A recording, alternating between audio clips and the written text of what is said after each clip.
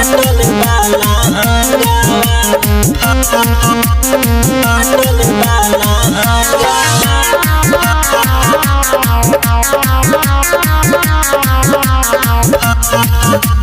फाटल वाला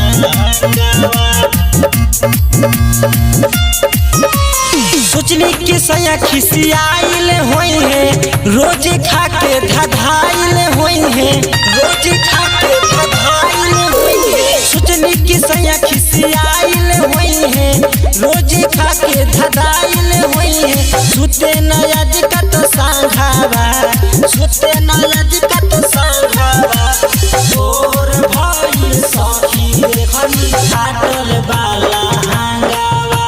भोर भइल सखी देखनी फाटल वाला हांगावा भोर भइल सखी देखनी फाटल वाला हांगावा फाटल वाला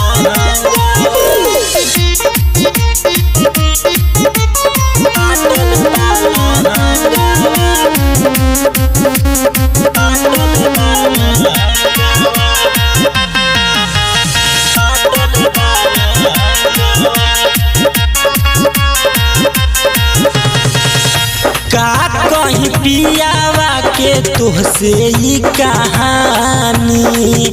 रात नशा गइल चहली मोर जवानी चहली मोर जवानी का कहीं पियावा के तुहसे ही कहानी रात नशा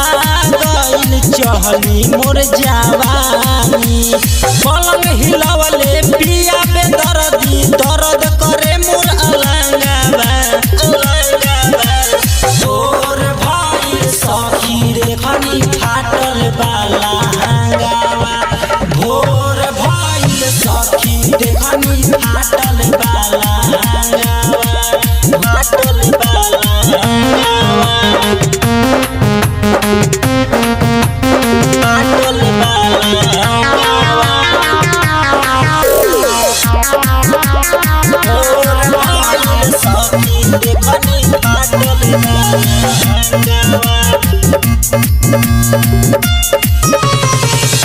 पी के राते रहले पूरा टर हो एही से अंशु पिया हो गहिले बेखबर हो गहिले बेखबर हो पी के राते रहले पूरा टर हो एही से अंशु पिया हो गहिले बेखबर हो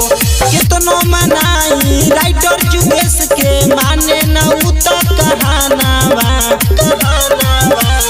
तोर भाई सखी देखनी फाटल वाला हांगावा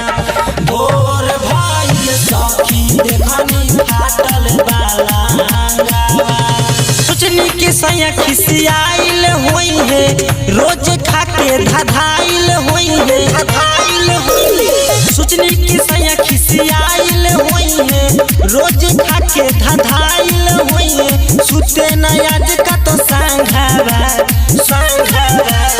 भोर भइल सखी देखनी फाटल वाला हांगावा